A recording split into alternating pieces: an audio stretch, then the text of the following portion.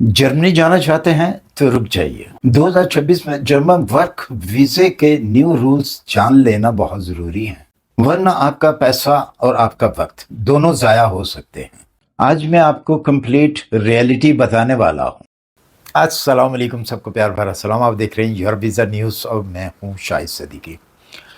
Germany दुनिया का सबसे ज्यादा मजबूत इकोनॉमी एक है और हर साल दुनिया से हजारों वर्कर को इनवाइट करता है जर्मनी के अंदर। लेकिन बहुत से लोगों के जहन में सवाल होता है कि जर्मनी का वर्क वीज़ा असल में लेने का तरीका क्या है और इसका 2026 के अंदर प्रोसेस क्या है और इसकी रिक्वायरमेंट क्या क्या है। आज की वीडियो में हम जर्मनी के वर्क वीज़े की रिक्वायरमेंट और प्रोसेस को समझेंगे। जर्मनी को बाहर से वर्कर क्यों चाहिए होते हैं, तो सीधा सा एक सवाल है और सीधा सा इसका जवाब है कि जर्मनी के अंदर इस वक्त स्किल वर्कर की बहुत ज़्यादा कमी है और किन किन सेक्टर्स के अंदर जो है वो वर्कर्स की कमी है वो मैं आपको बता देता हूँ। सबसे पहले जो है हेल्थ सेक्टर है। हेल्थ सेक्टर के अंदर बहुत ज़्यादा कमी है काम करने वालों की, स्किल वर्कर्स की। इसके बाद आईटी सेक्शन के अंदर है, इंजीनियरिंग की बहुत ज़्यादा कमी है।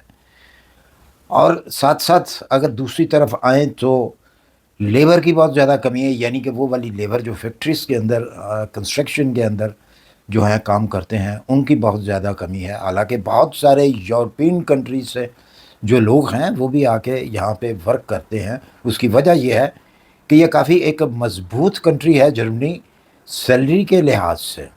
और इसके अलावा आपको मालूम होगा जर्मनी के अंदर बहुत किस्म की गाड़ियाँ बनती हैं। बहुत सारी ऐसी गाड़ियाँ हैं जिनको आप भी जानते हैं।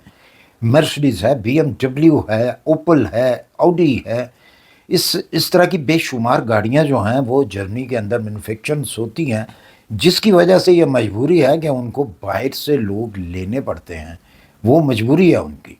और अगर आप जर्मन का वर्क वीज़ा लेने में कामयाब हो जाते हैं तो समझें कि सारी ज़िंदगी के लिए जो है आपका परमानेंट जो है रेजिडेंस बन सकता है।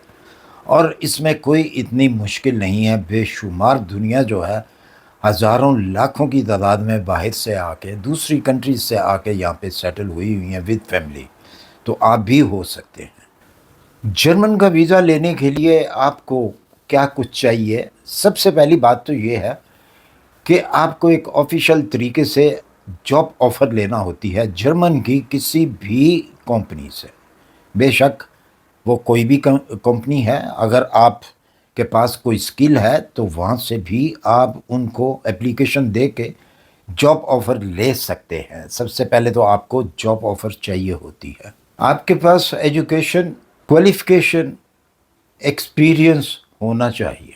जॉब ऑफ़र लेने के लिए आपके पास यूरोपियन सीवी होनी चाहिए और तमाम दूसरे सपोर्टिंग डॉक्यूमेंट्स जो हैं आपके पास तैयार होने चाहिए।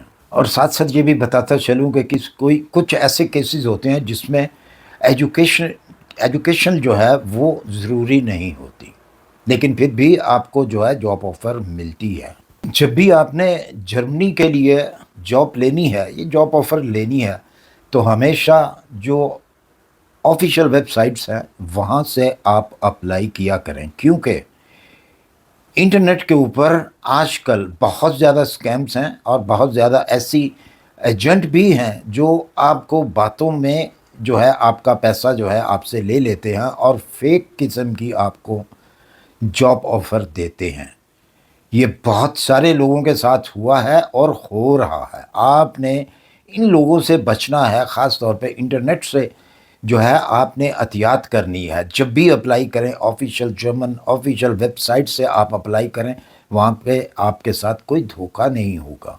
और जब भी आप जॉब अप्लाई करें तो यूरोपियन सीवी के साथ करें। यूरोपियन सीवी होना बहुत ज़रूरी है आपके पास। बहुत सारे लोग जो हैं वो सिर्फ सैलरी को देखते हैं और हमेशा यही पूछते हैं जी सैलरी कितनी है। तो देखें सैलरी का जो जर्मनी के अंदर है पर आवर के हिसाब से होता है और आपकी क्वालिफ़िकेशन के ऊपर, आपके स्किल के ऊपर जो है वो सैलरी होती है। क्योंकि बहुत ऐसी मैं वीडियो बनाता हूँ कि जिसके अंदर मैं ओनली इन्फॉर्मेशन देता हूँ, उसमें सैलरी नहीं बताता। ये ज़रूरी नहीं होता कि हर वीडियो के अंदर सैलरी जो है वो बताई जाए और लोग फिर कमेंट करते हैं जी सैलरी कितनी है। बेशक उसका जॉब के साथ कोई भी ताल्लुक नहीं है उस वीडियो का, लेकिन फिर भी वो पूछते हैं जी सैलरी कितनी है। तो जर्मनी के अंदर जो सैलरी मिलती है आपको, हद मुकर्रर की हुई है, वो है पर आवर के हिसाब से, जो कि एक नॉर्मल, अगर फैक्ट्री में आप काम करते हैं किसी, या आप हेल्पर के तौर पे काम करते हैं, जो मिनिमम सैलरी है पर आवर के हिसाब से 12 € 50 जो है वो आपको मिलते हैं। ये है नॉन स्किल। अगर आपके पास स्किल अच्छा है तो फिर स्किल के हिसाब से आपकी सैलरी है। आपको 200 € भी पर आवर मिलता है, आपको 50 € भी पर आवर के हिसाब से मिलते हैं, आपको 30 € भी मिलते हैं। हाँ, इसके अलावा एक चीज़ मैं और भी बता दूं, जो फैक्ट्रीज के अंदर काम करते हैं, कंस्ट्रक्शन का काम करते हैं, इस किस्म के जो आउटडोर भी काम करते हैं, अगर वो साथ में ओवर टाइम करते हैं तो उनका जो है वो एक्स्ट्रा उनको पैसा मिलता है। और साथ साथ जो है अगर आप नाइट शिफ्ट करते हैं तो नाइट शिफ्ट के 25% जो हैं वो अलहदा मिलते हैं। अगर आप संडे को काम करते हैं या कोई हॉलीडे आती है, छुट्टी वाले दिन आप काम करते हैं, तो उसका आपको 100% एक्स्ट्रा मिलता है। हाँ, याद रहे कि अगर आप आईटी सेक्शन से हैं, हेल्थ के सेक्शन से हैं आप, तो उनकी सैलरी काफ़ी अच्छी होती है। सैलरी का सारा दारोमदार जो है वो आपके प्रोफेशनल के ऊपर है कि आपका क्या प्रोफेशन है, उसी हिसाब से आपको सैलरी मिलती है। और एक बहुत ज़रूरी बात, जो लोग बार बार कमेंट करते हैं कि जी जर्मनी आने के लिए कितना पैसा चाहिए, तो मैं आपको एक हकीकत बता दूं, मैं एजेंट नहीं हूं और ना ही मेरे पास कोई एजेंटों वाली बात होती है। ये बात आप एजेंट से पूछा करें। मुझसे अगर पूछते हैं तो मैं हमेशा ऑफिशियल तरीका बताता हूं, जिससे आपका कोई पैसा खर्च नहीं होता। सिर्फ़ और सिर्फ जो है आपका ticket, one way ticket, double ticket भी नहीं, वन वे टिकट आपको चाहिए होता है, और वीज़ा फ़ीस चाहिए होती है। और उसका तरीकाकार क्या है, वो है ऑफिशियल वेबसाइट। वहाँ से आपने अप्लाई करना होता है अपने तमाम डॉक्यूमेंट्स के साथ।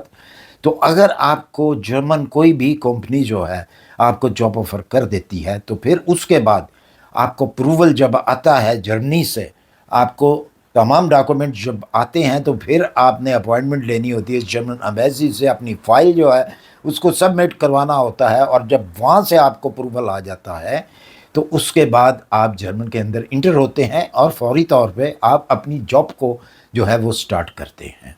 मुझे उम्मीद है कि आपको इस बात की समझ लग गई होगी कि आपने जॉब जो है वो किस तरीके से लेनी है और कितना पैसा जो है इसके ऊपर आपका लगता है। ये है एक ऑफिशियल तरीका जिसके ऊपर कोई भी आपसे फालतू पैसा नहीं लगता। वो आपने खुद ही वीज़ा फ़ीस भी देनी होती है और वन वे टिकट जो है वो भी आपने खुद ही लेना होता है। बाकी रहेगी बात वर्क परमिट की, तो वर्क परमिट जर्मन कंपनी आपसे कोई पैसा नहीं लेते। ये सिर्फ एजेंट हजरात आपसे पैसा लेते हैं, कंपनियां पैसा नहीं लेती। वो आपको फ्री के अंदर जॉब ऑफर देती हैं, उसको अप्रूवल जब कराती हैं इमिग्रेशन से, तो वो फीस जो है इमिग्रेशन की खुद देती हैं अगर जर्मन कंपनी को ज़रूरत है तो।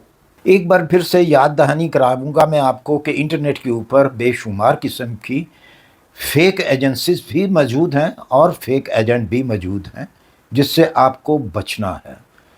जब भी आपको जॉब ऑफ़र आता है, आपको पीडीएफ के ऊपर आता है, आपको कोई भी मोबाइल के ऊपर जो है वो जॉब ऑफ़र नहीं आता, क्योंकि ये एक बहुत बड़ा स्कैम होता है। जिनके पास स्किल्स और एक्सपीरियंस है उनसे, उनके पास कोई प्रॉब्लम नहीं है, उनको जॉब मिल सकती है। हाँ, जिनके पास स्किल नहीं है उनको थोड़ी परेशानी बिल्कुल हो सकती है। बिल्कुल वाज़ेह तौर पे बताऊंगा कि वो अपना टाइम जो है जर्मनी के लिए ख़ास तौर पे ज़ाया ना करें। वो ऐसी कंट्रियों में जाएं जहाँ पे नॉन स्किल लोगों के लिए जॉब्स हैं। वो भी बहुत सारी कंट्री हैं, मैंने बहुत सारी वीडियो में बताया हुआ है। मेरी वीडियो को रिसर्च करें, उसमें मैंने बताया हुआ है कि कौन कौन सी कंट्रीज़ जो हैं वो नॉन स्किल को हायर करती हैं और उसमें अच्छे चांसेस हैं। ये नहीं है कि नॉन स्किल के लिए वर्क नहीं है, काम नहीं है, जॉब नहीं है, बिल्कुल है, लेकिन हर कंट्री के अंदर नहीं है। और लास्ट के अंदर मैं यही कहूँगा कि जर्मन वीज़ा के लिए, जर्मन वर्क परमिट के लिए किसी किस्म की भी कोई आपको इन्फॉर्मेशन चाहिए हो तो आप नीचे कमेंट करके मुझसे पूछ सकते हैं। जितनी जल्दी होगा मैं आपको उसका रिप्लाई करूँगा। इसी के साथ मुझे दीजिए इजाज़त। वीडियो अच्छी लगी है उसे लाइक करें और चैनल को सब्सक्राइब करें ताकि एक ऑफिशियल इन्फॉर्मेशन आप तक पहुंचती रहे। अल्लाह हाफिज़।